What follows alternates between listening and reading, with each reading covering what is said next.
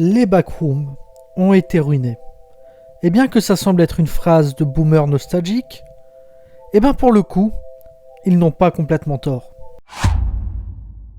Le concept original des backrooms était l'isolation, devenir fou de voir les mêmes salles, les mêmes murs, les mêmes sols pendant des jours sans changement.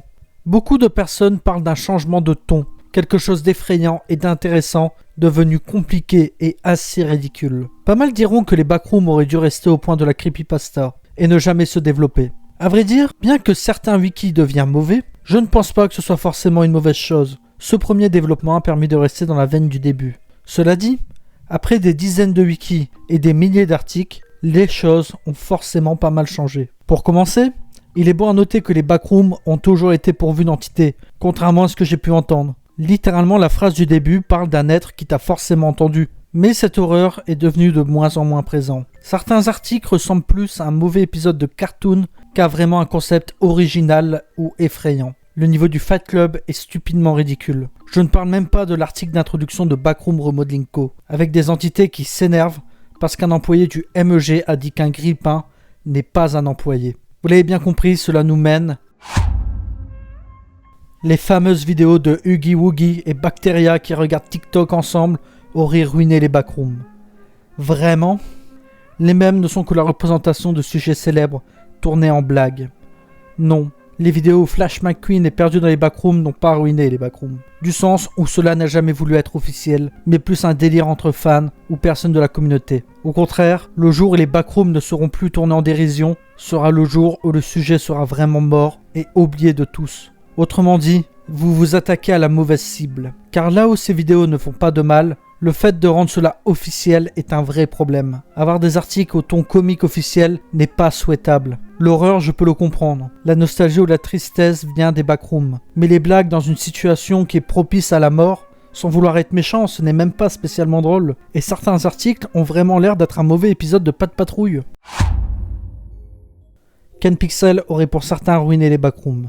À vrai dire, pas totalement. Ce qui fait vivre plus ou moins artificiellement les backrooms, c'est les vidéastes qui en parlent. Pas les gens comme moi, je ne suis qu'un petit aventurier des backrooms, mais les grosses chaînes comme Feldup, CanPixel, Alteris. Ils sont ceux qui ont permis les backrooms de vivre et les maintiennent en vie. J'entends pas mal dire que ça a fait venir du public plutôt enfantin dans la communauté. Mais les personnes dans la communauté de base ont toujours été jeunes et ont provoqué en réponse du wiki une simplification des thèmes ou au moins de prévenir ce qui pourrait être traumatisant. Ce qui en mon sens ne me dérange pas tant que ça. On peut proposer des choses horrifiques, même si des enfants sont amenés à le lire. Tout n'a pas besoin d'être super gore pour être effrayant. À titre personnel, s'il y aurait des gens à blâmer, ce serait bien eux. Beaucoup de choses que j'entends, c'est que tel wiki serait meilleur qu'un autre. La vérité est que les deux wikis principaux, à savoir le Fandom et le Wikidot, sont de même qualité. Et j'insiste sur même qualité. Tous ceux qui prétendent que leur site est meilleur ont tort. J'aurais été d'accord pendant un moment pour dire que le Wikidot est meilleur que le Fandom. Mais ça, c'est avant de se rendre compte de la réalité. Et avec l'amélioration de qualité du Fandom et la baisse de qualité du Wikidot, il a causé la bascule. Bascule appuyée par l'arrivée du Free Wiki, un wiki où tout le monde peut écrire ce qu'il veut, et qui permet donc au chaos précédemment présent sur Fandom d'être ailleurs, donnant au passage de bien meilleurs articles être officiellement postés. Tout comme Liminal Archive a, durant un temps insupportable, posé la supériorité de l'article, le Wikidot le fait, et ce depuis que j'ai rejoint la communauté, il y a plus d'1 an. Ironique, sachant qu'à l'origine, Wikidot n'a rien fait d'autre que de copier le Fandom et poser grassement leurs articles. Quelque chose dont ils punissent sévèrement le Fandom quand ça arrive. Comble, sachant que le Fandom a voulu reprendre le niveau 14 et le modifier pour leur lore. Ce que le Wikidot s'est plein de plagiat. Mais posons-nous une minute. L'horrible Fandom sans contrôle qualité ont vu naître le niveau Run for Your Life, le niveau Pool Room. Encore faudrait-il que le Wikidot soit vraiment meilleur que le Fandom. Et bien qu'on ait eu des choses horribles, Gym Sanity, là où de leur côté, on a un article adoré malgré son côté très enfantin. L'entité 40, soit les pigeons qui chient à l'envers. Voilà la nouvelle entité dangereuse du wiki. Vous voyez les entités uniques, vraiment typées backroom et qu'on sent venir d'une autre dimension? Vous voulez que je vous parle des animaux? Le chien qui vous téléporte d'un niveau à un autre. Tu la sens là, la vibe backroom? Tu sens l'entité qui est au-dessus de la compréhension humaine? Autant vous dire que ce n'est pas bien mieux que le Fandom et ses entités idiotes. Quelque chose que j'ai entendu et qui m'a pas mal surpris vient de la suppression sans aucune raison d'articles. Ce qui veut dire que de toute façon, ils communiquent très mal à propos de leurs problèmes internes. Des grès écritures qui n'ont aucun lien avec le concept originaux. Beaucoup de personnes écrivent ce qu'ils veulent sans pour autant faire attention à son emplacement global dans le lore. Ce qui, sur le long terme, a fini par perdre tout le monde. Les modérateurs du Wikidot sont depuis un moment vus comme très mauvais. causant les bons auteurs à quitter le wiki pour aller sur Liminal Archive ou le fandom. Des pages supprimées sans raison, du mode abuse se faisant aux yeux de tout le monde sans que personne ne fasse quoi que ce soit. Et sachez bien que ce que je dis est connu par les autres ainsi que leur affiliation, mais que personne ne dit rien. Disons que tous veulent rester officiels. Virer des personnes comme OneKD qui a fait des choses vraiment horribles, d'accord, c'est compréhensible. Mais virer des personnes qui n'ont rien fait juste parce qu'on n'aime pas cet auteur, ce membre ou ce modérateur, cela l'est beaucoup moins. Et c'est quelque chose qui s'est déjà vu plus d'une fois, et ce devant les yeux de tous, qui ont préféré ignorer que d'agir. Chaque fois qu'une personne active dans la communauté se fait ban de manière injuste, cela risque à chaque fois d'entraîner une suppression d'articles. Dans un tout autre registre, mettons de côté cette histoire de personnes qui sont bannes pour des raisons illégitimes, et parlons de la suppression des partygoers. Beaucoup, je dis bien beaucoup de personnes se sont réjouies de voir les partygoers quitter le Wikidot. Ah cool, les partygoers ne reviendront pas.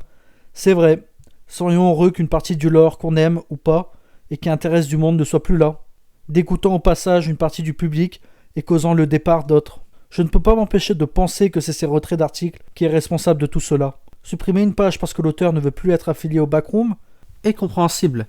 Mais avoir rien à faire de cet auteur et de tout le travail qui a pu être fait, et de tout simplement décider de le bannir pour des causes illégitimes, pas comme le cas de la personne qui a écrit les partygoers, je tiens encore une fois à l'insister, mais plus bannir des utilisateurs plus respectables, juste parce que quelqu'un dans le staff ne les aimait pas, risquant des suppressions du lore. Comme vous l'avez déjà compris de mon point de vue, il est clair que toute personne ayant quitté les backrooms l'ont fait tout simplement par dégoût de voir ce qu'ils aiment enlever du site, ou tout simplement en voyant à quel point les modérateurs sont corrompus. Cela va peut-être bien causer la fin des backrooms, faire tomber cette creepypasta et ne pas lui permettre de survivre. À vrai dire, vu comment les choses se passent, on y semble bien parti. Cependant, tout n'est pas perdu. Peut-être qu'un nouveau wiki va apparaître. Peut-être que Liminal Archive va prendre le relais. À vrai dire, le pouvoir que ces personnes ont ne vient que de l'attention qu'on leur donne. Si personne ne s'intéresse au Wikidot, alors ils seront de simples utilisateurs confrontés à un retour sans pouvoir. Et c'est la meilleure chose qui pourra arriver au Wikidot. Alors ne perdez pas espoir. Continuez de lire et de vous intéresser au backroom, et un jour peut-être, ils paieront leur mauvais comportement. Sur ce, je vous souhaite à tous une bonne journée. C'était l'aventurier des backrooms. Bye.